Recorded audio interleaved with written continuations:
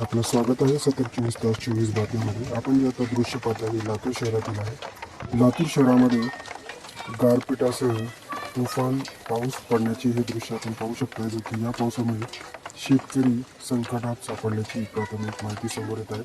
तुफान गारपीट होतानाचे हे दृश्य आपण पाहू शकता, जो की येथे पाऊसही चालल्याची प्राथमिक माहिती समोर येत आहे।